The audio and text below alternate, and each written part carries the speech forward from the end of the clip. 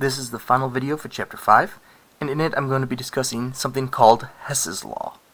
So Hess's Law, what it effectively states is that enthalpy, which remember is delta H, is a state function. So what is a state function? Well, a state function is any kind of value that is independent of the path it took to get there. So a state function is right here, independent of path. And I'll give an example to tell you what I mean.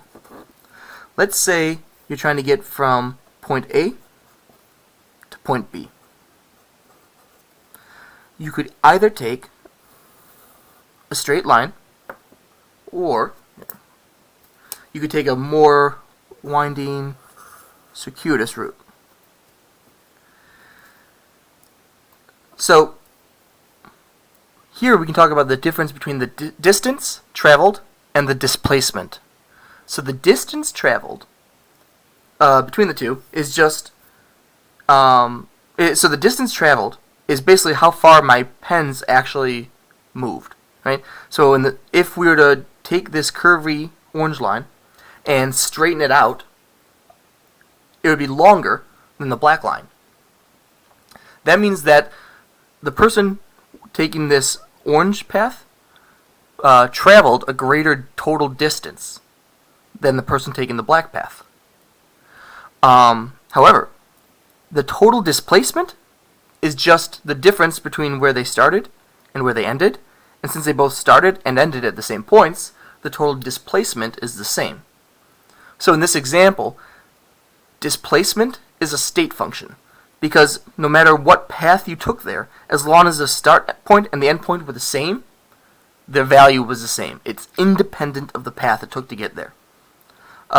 Distance is not a state function because it does depend on the path you take to get there. You just have to remember enthalpy is a state function. And so because of that, we can solve problems using something called Hess's Law. So a Hess's Law problem would always look something like this. It would ask you to calculate the enthalpy of a reaction given the following, and it would give you several other reactions, all with known enthalpy values. So this enthalpy is a known value for this first reaction. The second enthalpy is a known value for this second reaction. And the third enthalpy is a known value for this final reaction. And it says, given these reactions, calculate the enthalpy for this top reaction. So basically what we have to do is we have to manipulate these three equations and then add them together in a way that will give us this final equation. So there's two types of manipulations that you can do. Two possible changes. So there's two ways that you can change around the given reactions to help make them look like this when you add them together. You can either multiply by some integer, or I'll just say some number at least, or you can flip the reaction. So flip reactants and products. So the best way to start with a problem like this is to identify some molecule in the final reaction that you want that only exists in one of the reactions below. So like, so actually all of them are the case, but let's look at C2H2. C2H2 is present here in this reaction, but neither of the two below it. So we know that all of the C2H2 in our final reaction has to come from this first reaction right here. Now we need 1 mole of C2H2 on our product side here for our final reaction. This reaction we have 1 mole of C2H2 on the reactants.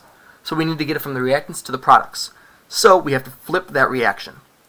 So I'm going to rewrite it with the products written as the reactants. We've got 2 CO2 plus H2O liquid yields C2H2 gas plus 5 halves O2. And if you flip reactants and products, you have to change the sign of the enthalpy. Because remember, in the last video I said that the change in energy of the system is basically equal and opposite to that of the surroundings. Well, this here it's saying that this is, that these are effectively giving off. The negative sign indicates that when these react, they give off that much energy to the surroundings. So if we flip the reaction, it's basically like we're saying we're just going back, and the surroundings would have to give that energy back. So you have to change the sign if you flip reactants and products. So the enthalpy of this new reaction is positive 1299.5 kilojoules. Kj representing kilojoules, right? But this reaction clearly does not look like the final reaction we want yet, so there's more left to do. So now we see in our final reaction that we want, we need 2 moles of carbon on the reactant side. Here in this middle reaction, we have 1 mole of carbon. So carbon is on the reactant side, but we only have 1 mole of it. So we need to go from 1 mole to 2 moles, so we can multiply the entire reaction by 2. So if we do that, so I'm going to say we have now 2 carbon. Remember, we have to distribute the 2 to everything inside the parentheses. Whoops, that didn't really look it right. So when we have 2 carbon plus 2 O2, producing 2 CO2. Now, if you multiply the reaction by some number, you also have to multiply the enthalpy by that number. So we did not change the reactants and products this time, so we don't have to do anything to the sign, so we'll keep it negative. But we do need to multiply it by 2. 2 times negative 393.5.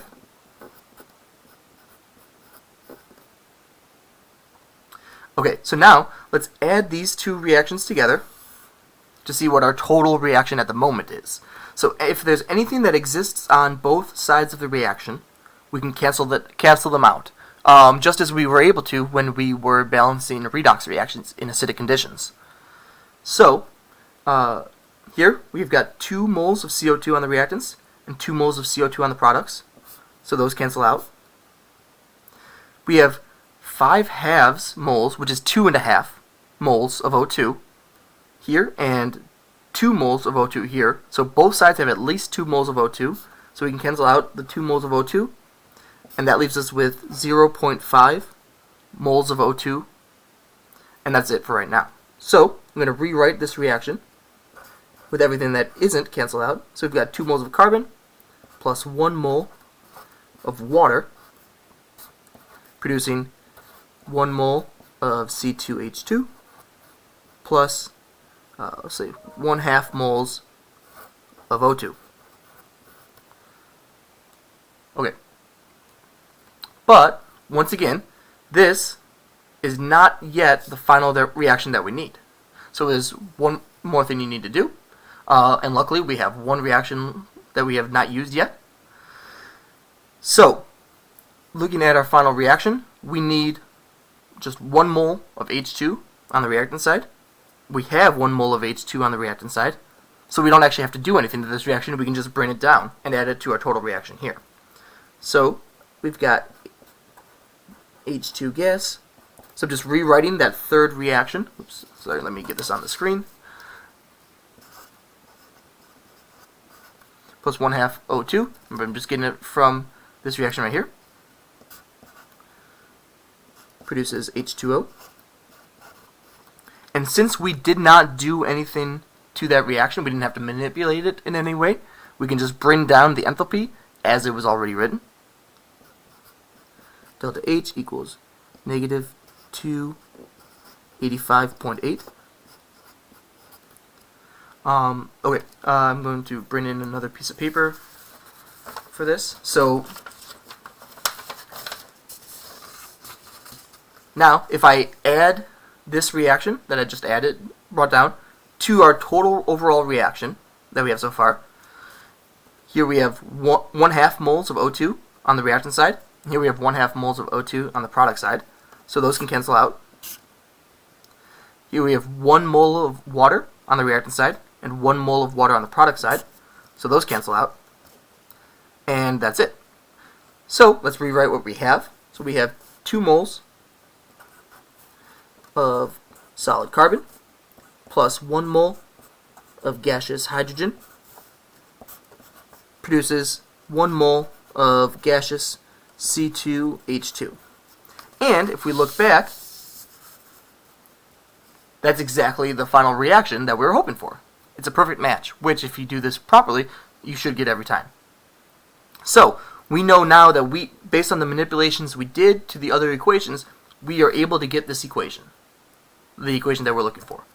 So to figure out the enthalpy, all we have to do is add up the 3 enthalpies that we used to get there. So the delta H of the overall reaction would just equal, so now remember it's positive 1299.5 kilojoules